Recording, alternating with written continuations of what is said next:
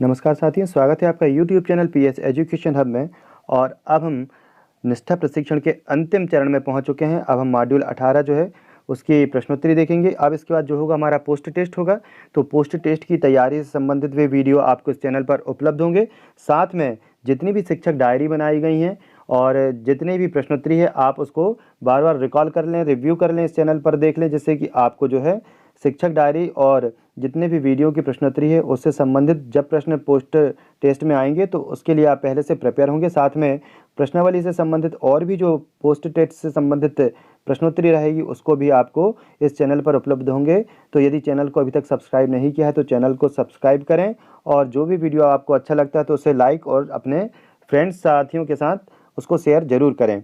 तो आज हम मॉड्यूल 18 निष्ठा प्रशिक्षण की प्रश्नोत्तरी देखेंगे। साथ में उसकी जो दोनों गतिविधियां हैं तो दोनों गतिविधियों के साथ हम प्रश्नोत्तरी देखेंगे किस प्रकार हम इसकी गतिविधि और प्रश्नोत्तरी कर सकते हैं। तो गतिविधि 1 जो है अधिकार बनाम आवश्यकताएं इच्छाएं हैं और इसमें हमें सत्य असत्य गलत सही बताना है। और हम देखते हैं, पहला प्रश्न है, सभी अधिकार किसी ज़रूरत या चाह से संबंधित नहीं हैं। गलत या सही? सभी अधिकार किसी ज़रूरत या चाह से संबंधित नहीं, गलत है। तो गलत पर टिक कर देंगे। इसके बाद हम आगे बढ़ते हैं। अगला प्रश्न हमारा है कि बच्चों की राय परिपक्वता या अनुभव पर आधारित नहीं है और इसलिए उनके मत को उनके संबंध में नहीं लिया जा सकता है। सही है या गलत है? तो हमारा जो आंसर है वो है गलत। गलत पर हम टिक करेंगे। इसके बाद हम अगला प्रश्न देखेंगे। विकास के अधिकार में शामिल है विश्राम का अधिकार, मनोरंजन और संस्कृति का अधिकार। और जब हम एक बच्चे को साइकिल प्रदान करते हैं तो हम उस अधिकार को पूरा कर रहे हैं। सही है या गलत? तो ये सही है। सही के ऊपर हम टिक करेंगे और इसके बाद हम अगला प्रश्न देखेंगे।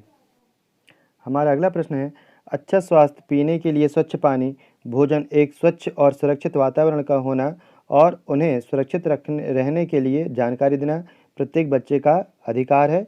ये सही है या गलत है?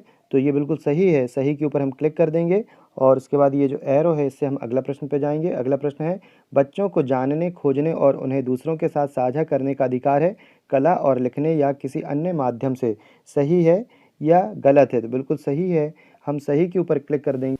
सही पर क्लिक करके अब हम देखेंगे कि हमने इस गतिविधि में कितने प्रश्न किए हैं। तो हमने कुल 5 प्रश्न यहाँ पर किए हैं और 5 ही प्रश्न के आंसर दिए हैं, स्किप्ड एक भी नहीं किया। अब हम यहाँ पर सबमिट कर देंगे और सबमिट करने के बाद हम अपना स्कोर देखेंगे और यहाँ पर हमें 5 में से 5 जो अंक प्राप्त होते हैं। यदि कोई प्रश्न गलत होता है तो आप रीडो बटन दबा करके इस प्रश्नावली को, गतिविधि को फिर से कर सकते हैं। इसके बाद हम देखेंगे गतिविधि 3 की ये आप समझ को जाँचें, अपनी समझ को यहाँ पर जाँचना है। इस गतिविधि को हम यहाँ पर देखेंगे।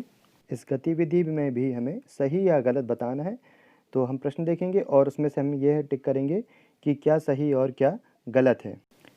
प्रश्न पहला देखेंगे। प्रश्न पहला है हमारा, एक वयस्क एक बच्चे को चीज़ें, उपहार, ध्यान और स्नेह, पैसा, मिठाई, खिलौने बाहर ले जाना यौन शोषण की एक प्रक्रिया की शुरुआत हो सकती है। गलत या सही? बिल्कुल सही। सही के ऊपर हम टिक कर देंगे। इसके बाद हम अगला प्रश्न देखेंगे।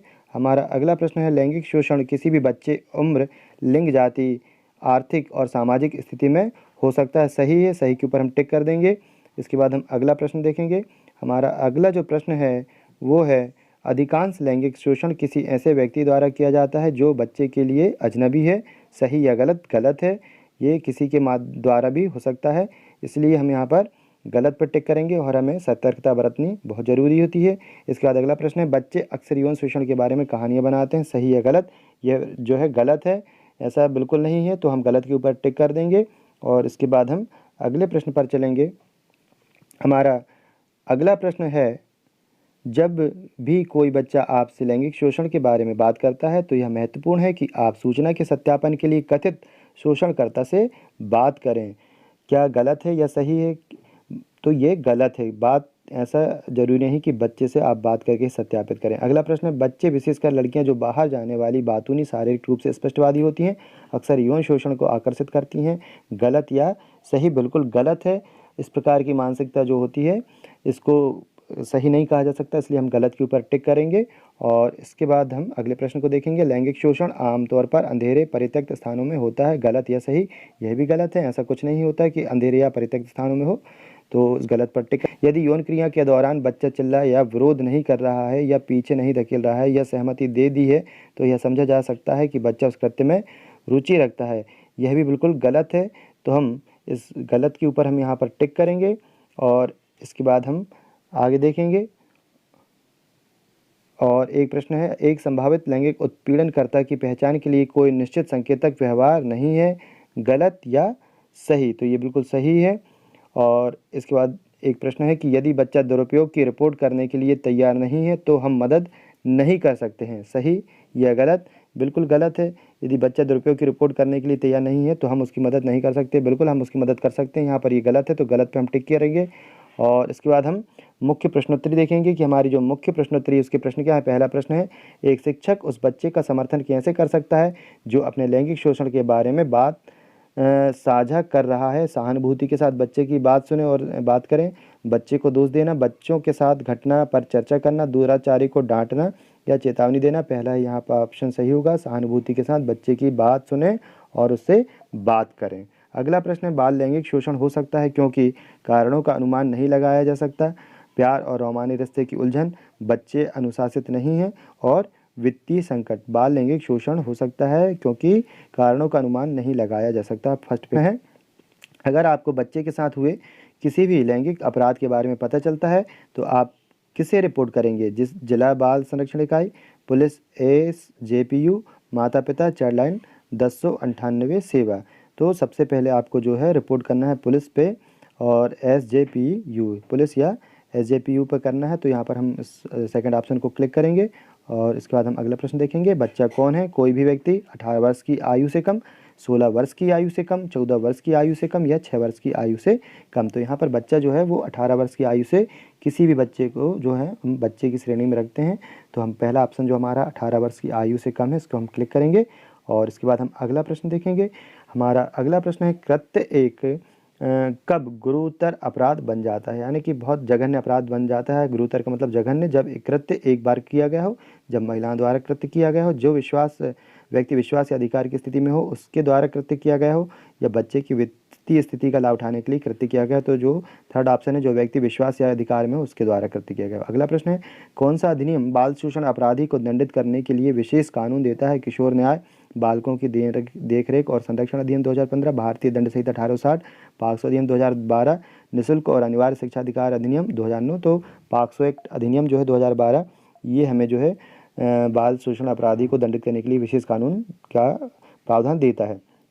अगला प्रश्न है, बाल लैंगिक शोषण की रिपोर्ट की जानी चाहिए जब मामला दुर्व्यवहार का हो, परिवार रिपोर्ट करने के लिए सहमत हो, सभी परिस्थितियों में जैसे ही इसके बारे में पता चले और बाल यौन शोषण का मामला गंभीर हो। चार ऑप्शन है कि बाल लैंगिक शोषण की रिपोर्ट की जानी चाहिए जब, जो ये है सभी परिस्थितियों में जैसे ही इसके बारे में पता चले इसको हमें रिपोर्ट करना चाहिए। अगला प्रश्न, बाल लैंगिक शोषण खालिस्तान से होता है लड़कियों से ही, लड़के और लड़कियां दोनों से, लड़कियों के साथ ज़्यादा, लड़कों के साथ कम, केवल लड़कों से? तो हमारा जो सेकंड ऑप्शन है, लड़के और लड़कियां दोनों से, इस पर हम क्लिक करेंगे क्योंकि बाल लैंगिक शोषण है वो किसी से भी हो सकता है, चाहे वे कम उम्र के लड़के हों या लड़कियां हों। तो यहाँ हम सेकंड ऑप्शन पे क्लिक करेंगे, लड़के और लड़कियां दोनों पे क्लिक करेंगे। इसके बाद अगला प्रश्न देखेंगे कि किसी बच्चे को नग्न चित्र दिखाना शारीरिक शोषण है, भावनात्मक दुरुपयोग है, लैंगिक शोषण है या उपेक्षा है? तो तीसरा ऑप्शन जो यहाँ पर होगा लैंगिक शोषण, क्योंकि किसी बच्चे को जो है ऐसे न्यूड यदि पिक्चर आप दिखा रहे हैं तो वो लैंगिक शोषण की श्रेणी में आता है और उसके लिए जो है पॉक्सो एक्ट और IPC के तहत उसके ऊपर कार्रवाई की जा सकती है। तो यहाँ पर हम लैंगिक शोषण के ऊपर क्लिक करेंगे और इसके बाद हम आगे बढ़ेंगे। हमारा अगला प्रश्न है, उत्तर जीविताधिकार में शामिल है। उत्तर जीविताधिकार में क्या है? खिलौने, भोजन, कपड़ा, आश्रय, माता पिता के साथ पिकनिक या मनोरंजक गतिविधि। तो यहाँ पर हमारा सही उत्तर रहेगा भोजन, कपड़ा और आश्रय। हम भोजन, कपड़ा और आश्रय पर क्लिक करेंगे, सेकंड ऑप्शन को हम क्लिक करेंगे यहाँ पर। और इसके बाद हम देखेंगे कि हमने 10 प्रश्न यहाँ पर किए हैं और 10 के आंसर दिए हैं, एक भी स्किप्ड नहीं किया और हमारा जो स्कोर है वो 10 में से 10 प्राप्त होता है। यदि कोई क्वेश्चन आपका गलत हो गया हो, अंक कम हो, तो आप रीडो बटन दबा करके पुनः प्रश्नावली कर सकते हैं।